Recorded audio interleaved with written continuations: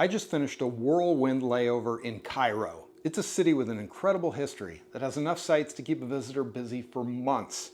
However, I only had one day to do it. In this short video, I'll walk you through the packed itinerary that we did to see many of the major ancient sites and fill a single day in this fascinating, chaotic, and historic destination.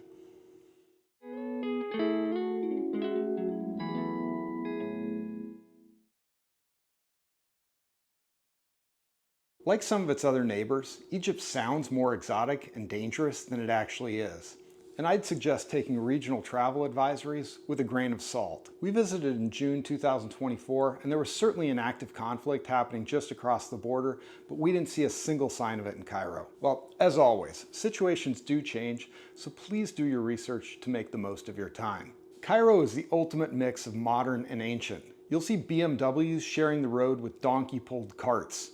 And depending on the neighborhood you're visiting, it's a struggling, developing city with ancient traditions, or it's a modern place with excellent infrastructure and a prosperous population. Keep in mind that Egyptians have had literally thousands of years to practice the best ways to separate tourists from their money.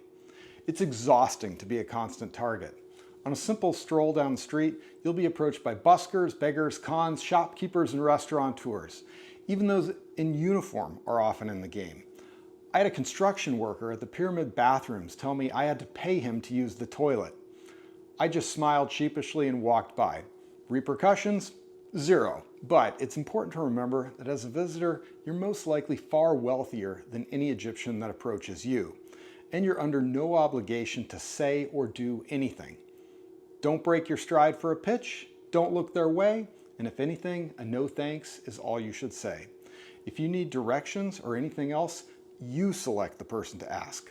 Don't let them choose you. But I've been to Egypt a number of times over the years, and although I've certainly overpaid and been shortchanged a lot, I've never encountered anyone who tried to harm me or actually steal my belongings.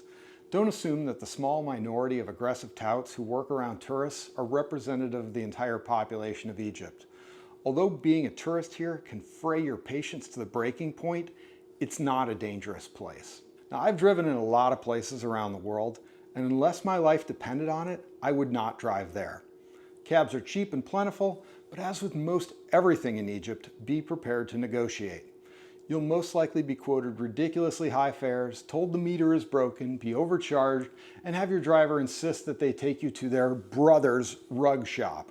So if you're trying to do something similar to what I did, I'd suggest just using an online site like Viator or Get Your Guide, or just negotiate with your hotel to get a car and driver for the day who will wait for you while you're visiting the sites. On to how to see some of the big highlights of Cairo in a single day. Now, a small disclaimer. My travel interests push me to go to real places and have real experiences. Therefore, I kind of shy away from most activities specifically made for tourists.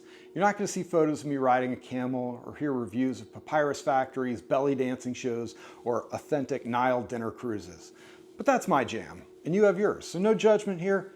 Do what makes you happy. In our single day of sightseeing around Cairo, we visited 3 major sites, and our focus was on ancient Egypt. So first we started the day at Saqqara, which is about 30 kilometers south of Cairo, which is where the Step Pyramid and a sprawling necropolis that spans thousands of years of history is located. The Step Pyramid of Djoser, built during the 3rd dynasty, around 2650 BCE, is a marvel of ancient engineering.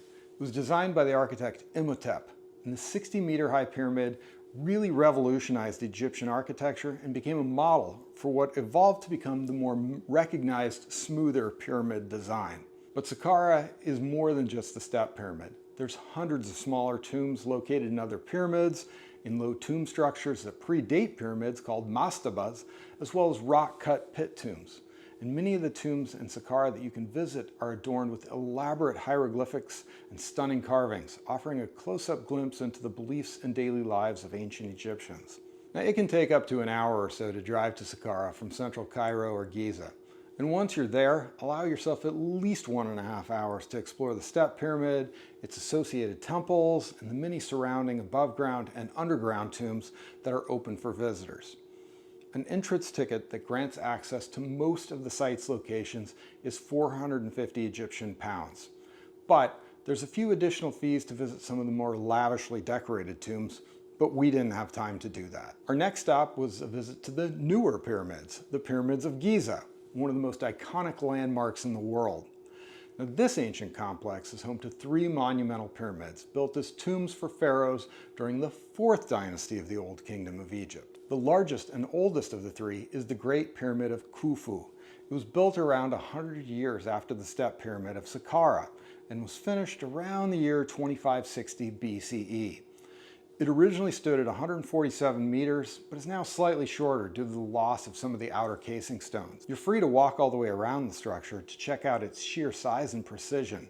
I know I was shocked at seeing just how large the blocks are that it's constructed from. Now, if you want to go inside, you'll need to purchase an additional ticket when you buy your entry ticket into the complex. Besides the 450 Egyptian pounds to visit the whole pyramid site, it's an additional 900 Egyptian pounds to go inside the Great Pyramid. I went inside, and it's an interesting, albeit very sweaty and claustrophobic experience. If you're on a budget, afraid of tight spaces, have challenged mobility, or are a person of size, definitely skip it. However, so you can save yourself the cash, discomfort, and sweat, here's what you would have seen. First, you'll enter through the narrow descending passage until you reach the ascending passage. You'll waddle about 30 meters up the ascending passage until it opens into the Grand Gallery, which is an impressive corridor that's nearly 50 meters long and around 9 meters high. At the top, you'll need to squat down again to go through another passage until you reach the King's Chamber. This is the completely unornamented main burial chamber, made up of red granite, where Khufu's now empty sarcophagus lies. You'll then do the entire process in reverse to get out, squeezing by the sweaty visitors shimmying their way up. Now, besides the Great Pyramid, you'll also see the second largest pyramid of Khafre, even though it appears larger than the Great Pyramid due to its higher base elevation. It still has some of its original casing stones at the top as well. The third is the Pyramid of Menkaure, which is the smallest of the 3. Yet it's still an impressive sight, and it's accompanied by a couple smaller pyramids for queens as well. On the way out of the pyramids, you'll pass by the Great Sphinx, the enigmatic statue with the body of a lion and the head of a pharaoh. So we took a break for lunch, and then we finished the day at the Egyptian Museum of Antiquities. Not the new multi-billion-dollar Grand Egyptian Museum, or GEM, which was supposed to open a few years ago, but still in the process of a soft opening. Instead, we went to the original 1902 museum in downtown Cairo on Tahrir Square. Now, because of the imminent opening of the Grand Egyptian Museum, the Museum of Egyptian Antiquities, is in a bit of a transition phase, with many of its artifacts presently being packed up or having been already moved. However, the real showpiece of all the artifacts of ancient Egypt, of course, are King Tut's treasures, which are, for the time being, still on display here. It's easy to tell this museum was built over a century ago. The scant exhibit security, ancient display cases, non-existent documentation and explanation, and lack of air conditioning would have made this museum appear dated even 50 years ago. And I don't think the place has been renovated since it opened, which was over a decade before the start of World War I. But I love it anyway. Although the royal mummies have already been moved to the Grand Egyptian Museum, there's still plenty to see. Statues and relics showcasing ancient Egypt's dynasties, papyrus and early writing, exquisite jewelry pieces and everyday pottery, funerary objects depicting ancient religious practices, and of course, Tutankhamun's treasures. The big ones, like his golden death mask and sarcophagi, are on view in a vault where photography is strictly prohibited.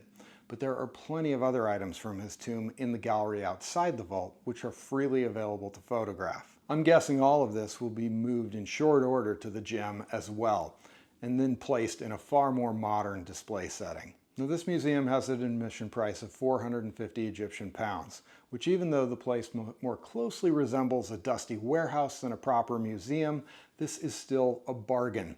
I'm guessing the GEM, once it's open, will charge a significantly higher admission price. So if you do this itinerary anytime other than in the winter, I'd suggest saving the museum for last, since that gets you out of the sun during the hottest part of the day. And in case you didn't hear, Egypt's hot. So, from departing to returning to our Cairo hotel, this itinerary took us a little over 9 hours to complete, including the driving, all the visits, and a break for lunch.